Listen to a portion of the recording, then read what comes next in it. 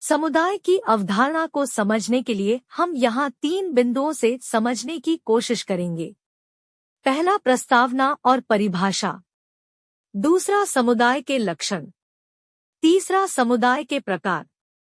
आगे के स्लाइड्स में इन सभी को विस्तार से समझने की कोशिश करेंगे। परिचय और कुछ परिभाषाएं। अजैविक और जैविक घटक से बना है।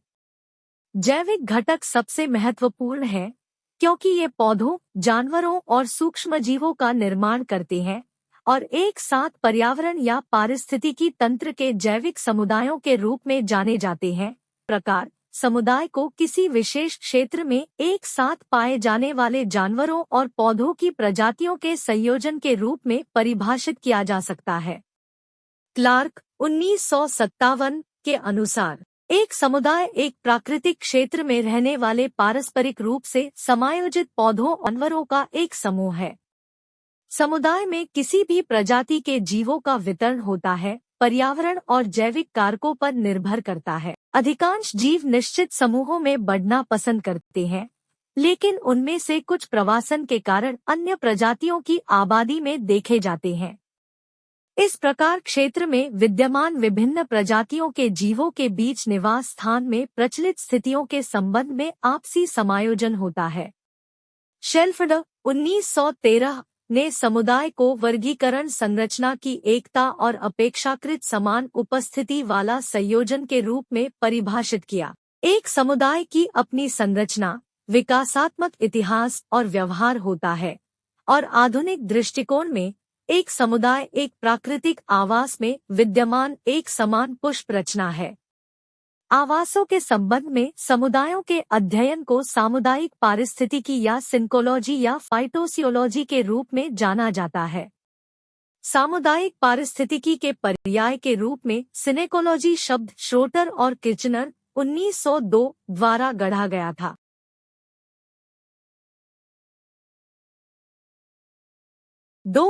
एक प्रजाति विविधता। प्रजाति विविधता से तात्पर्य विभिन्न प्रजातियों की विविधता, संख्या और बहुतायत दोनों के संदर्भ में से है जो एक विशेष पारिस्थितिक समुदाय या पारिस्थितिकी तंत्र में मौजूद है। यह जैव विविधता का एक मूलभूत पहलू है और पारिस्थितिक तंत्र के स्वास्थ्य और स्थिरता के लिए महत्वपूर्ण है। प्रजाति समृद्धि किसी विशेष क्षेत्र में मौजूद। प्रजाति समता किसी दिए गए क्षेत्र में। शैनन वीनर सूचकांक, शैनन विविधता सूचकांक, एक सामान्य मीट्रिक जो विविधता को मापने के लिए समृद्धि और समरूपता को जोड़ती है। प्रभुत्व।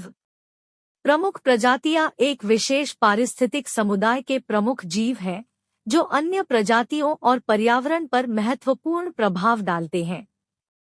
प्रमुख प्रजातियां पारिस्थितिक तंत्र को आकार देने में एक मौलिक भूमिका निभाती है और पारिस्थितिक गतिशीलता को समझने और प्रभावी संरक्षण रणनीतियों को बढ़ावा देने के लिए उनका अध्ययन करना आवश्यक है। संरचना और विकास। एक समुदाय में विभिन्न विकास रूप होते हैं जो सामुदायिक संरचना का निर्धारण करते हैं, जैसे कि जड़ी बूटियां, झाड़ियां, पेड़। वृद्धि के स्वरूप में भी विविधताएं होती हैं, जैसे कि एक पेड़ लंबी पत्ती वाला या चौड़ी पत्ती वाला हो सकता है आदि। किसी समुदाय का विश्लेषण करने के लिए पेड़ों, झाड़ियों और जड़ी बूटियों सहित प्राथमिक विकास रूपों का उपयोग किया जा सकता है।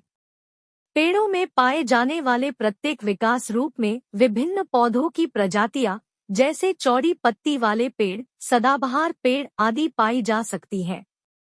ये अनेक विकास रूप किसी समुदाय की संरचना को प्रभावित करते हैं। आवधिकता या अनुक्रमण। आवधिकता इसमें एक समुदाय की प्रमुख प्रजातियों में श्वसन, विकास और प्रजनन सहित विभिन्न जीवन प्रक्रियाओं का अध्ययन शामिल है। आवधिकता एक वर्ष के लिए इन आवश्यक जैविक प्रक्रियाओं की नियमित घटना है और वे खुद को प्राकृतिक दुनिया में प्रस्तुत करती है। पारिस्थितिक अनुक्रमण वह प्रक्रिया है जिसके द्वारा किसी क्षेत्र में प्रजातियों और आवास का मिश्रण समय के साथ बदलता है। धीरे धीरे ये समुदाय एक दूसरे की जगह लेते हैं जब तक कि चरमोत्कर्ष समुदाय एक परिपक्व जंगल की तरह तक नहीं पहुंच जाता या जब तक आग जैसी कोई गड़बड़ी नहीं हो जाती। पारिस्थितिकी में पारिस्थितिक उत्तराधिकार एक मौलिक अवधारणा है। स्तरीकरण। पारिस्थितिकी के क्षेत्र में स्तरीकरण से तात्पर्य किसी आवास की ऊर्ध्वाधर परत से है, परतों में वनस्पति की व्यवस्था। यह वनस्पति की परतों सिंग स्ट्रेटम पीएल स्ट्रेटा को बड़े पैमाने पर उन विभिन्न ऊंचाइयों के अनुसार वर्गीकृत करता है जिन तक उनके पौधे बढ़ते हैं। इकोटोन और एज प्रभाव। एज इफेक्ट का तात्पर्य जनसंख्या या सामुदायिक संरचनाओं में होने वाले परिवर्तनों से है जो दो आवासों इकोटोन की सीमा पर होते हैं। कभी कभी इकोटोन में प्रजातियों की संख्या और कुछ प्रजातियों का जनसंख्या घनत्व किसी भी समुदाय की तुलना में बहुत अधिक होता है। इसे एज इफेक्ट कहा जाता है। पारिस्थितिक आला। आला शब्द किसी जीव द्वारा समुदाय में निभाई जाने वाली भूमिका का वर्णन करता है। एक प्रजाति का क्षेत्र भौतिक और पर्यावरणीय दोनों स्थितियों को शामिल करता है। इसके लिए सभी कारकों जैसे तापमान या इलाके और अन्य प्रजातियों के साथ बातचीत जैसे शिकार या प्रतिस्पर्धा की आवश्यकता होती है। पारिस्थितिक क्षेत्र बताता है कि एक प्रजाति एक पारिस्थितिकी तंत्र के भीतर कैसे व्यवहार करती है। किसी प्रजाति का स्थान अजैविक निर्जीव कारकों और जैविक जीवित कारकों दोनों पर निर्भर करता है, जो किसी प्रजाति के जीवित रहने और सहन करने की क्षमता को प्रभावित करते हैं। अंतर्विशिष्ट सहभागिता। दो या दो से अधिक प्रजातियों के बीच की अंतःक्रिया को अंतर्विशिष्ट अंतःक्रिया कहा जाता है। अंतर का अर्थ है बीच। दो प्रजातियों के जीव समान सीमित संसाधन का उपयोग करते हैं और एक दूसरे पर नकारात्मक प्रभाव डालते हैं। एक प्रजाति का सदस्य शिकारी दूसरी प्रजाति के सदस्य शिकार के शरीर का पूरा या कुछ हिस्सा खा जाता है। सामुदायिक उत्पादकता। बायोमास उत्पादन की दर या एक इकाई समय में प्रति इकाई क्षेत्र एक विशेष पोषी स्तर द्वारा उत्पादित या प्राप्त या संग्रहित खाद्य ऊर्जा की मात्रा को उत्पादकता कहा जाता है। इसे प्रकाश संश्लेषण द्वारा पौधों में संचित ऊर्जा के रूप में भी परिभाषित किया जा सकता है। उत्पादकता की इकाई ग्राम मीटर स्क्वायर वर्ष या ककल मीटर स्क्वायर वर्ष है। ओडम के अनुसार उत्पादकता 3 प्रकार की होती है: प्राथमिक उत्पादकता, द्वितीयक उत्पादकता और सामुदायिक उत्पादकता। जैविक स्थिरता।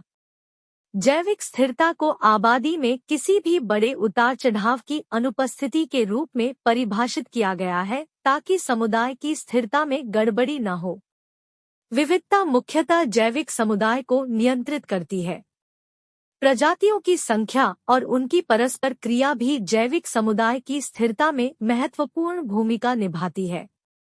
उच्च विविधता स्तर का अर्थ है स्थिर समुदाय, जैसा कि वन समुदाय में देखा जाता है। ट्रॉफिक स्तर। ट्रॉफिक स्तर खाद्य श्रृंखला में एक इकाई की सापेक्ष स्थिति है। यह खाद्य जाल या श्रृंखला में भोजन की स्थिति बनाता है। सभी खाद्य जालों और श्रृंखलाओं में कम से कम 2 या अधिक पोषी स्तर होते हैं। एक पारिस्थितिक पिरामिड दर्शाता है कि ऊर्जा और बायोमास निम्न से उच्च पोषी स्तर तक कैसे घटते हैं। विभिन्न चरण जिस पर भोजन या ऊर्जा का स्थानांतरण एक जीव से दूसरे जीव में होता है, पोषी स्तर के रूप में जाना जाता है। अपने पोषण या भोजन के स्रोत के आधार पर जीव खाद्य श्रृंखला में एक विशिष्ट स्थान रखते हैं। समुदाय का आकार और संरचना। समुदाय छोटे हो सकते हैं, जिनमें एक छोटी सी जगह में कुछ प्रजातियों की आबादी शामिल होती है, या बड़े, जिसमें एक बड़े क्षेत्र में कई प्रजातियों की आबादी शामिल होती है। बड़े जंगल कई हजार वर्ग किलोमीटर के क्षेत्र फैले हुए हैं, क्योंकि जंगल अन्य जैसे रेगिस्तान आदि सैकड़ों किलोमीटर के आयाम के साथ तुलनात्मक रूप से छोटे हैं। बहुत छोटे आकार के समुदाय पत्ती की सतह, गिरे हुए लट्ठे, कूड़े, मिट्टी आदि जैसे सूक्ष्म आवासों में सूक्ष्म जीवों के समूह हैं। समुदायों में प्रजातियों की संख्या और जनसंख्या बहुतायत में बहुत भिन्नता होती है। घास के मैदान, नदियाँ, तालाब। चट्टानी पठार आदि में छोटे आकार की सामुदायिक संरचना होती है, क्योंकि वे कुछ से सैकड़ों किलोमीटर तक के आयाम दिखाते हैं। समुदायों में प्रजातियों की संख्या और जनसंख्या बहुतायत भी एक प्रकार के समुदाय से दूसरे प्रकार में बहुत भिन्न होती है। समुदाय का आकार और संरचना। एक समुदाय 3 प्रकार की जैविक संस्थाओं से बना होता है, अर्थात उत्पादक, उपभोक्ता और डिकम्पोजर। ये जैविक संस्थाएं संरचनात्मक स्तरीकरण दर्शाती है। सबसे सरल स्तरीकरण में 2 स्तर शामिल है। एक परिव्यंजना क्षेत्र जिसमें मुख्य रूप से हरे पौधे यानी स्वपोषी होते हैं। बी एक निचला उपभोक्ता और डिकम्पोजर क्षेत्र जिसमें मुख्य रूप से हेट्रोट्रॉफिक जीव यानी उपभोक्ता शामिल है। इन 2 स्तरों को कई उपस्तरों में विभाजित किया जा सकता है। विभिन्न जीवों के लिए आवास और सूक्ष्म आवास बढ़ जाते हैं।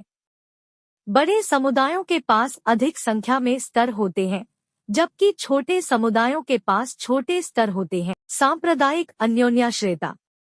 सांप्रदायिक अंतर्निर्भरता, जिसे सामुदायिक अंतर्निर्भरता के रूप में भी जाना जाता है, एक ऐसी स्थिति या स्थिति को संदर्भित करता है जहां एक समुदाय के भीतर जीव, समूह या संस्थाएं आपस में जुड़ी होती है और विभिन्न प्रकार के समर्थन, सहयोग और पारस्परिक लाभ के लिए एक दूसरे पर निर्भर होती है।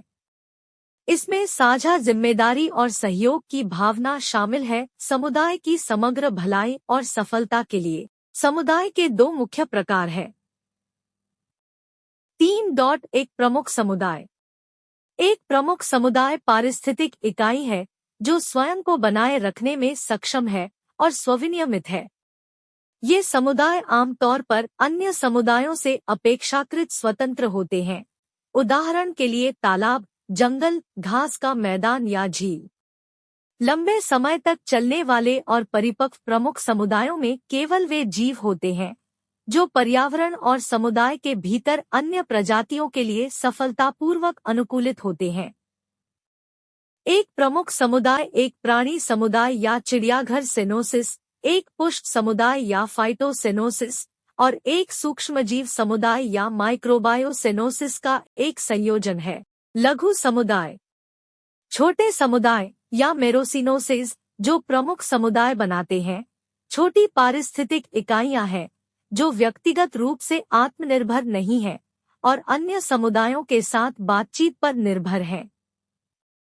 लघु समुदाय का एक उदाहरण जीवों का संग्रह है जो जंगल के फर्श पर मृत लकड़ी के टुकड़े के भीतर रहता है। Please subscribe and press the bell icon for better study material and understanding. बेहतर अध्ययन सामग्री और समझ के लिए अभी सब्सक्राइब करें, लाइक करें, शेयर करें, कमेंट करें। Thank you.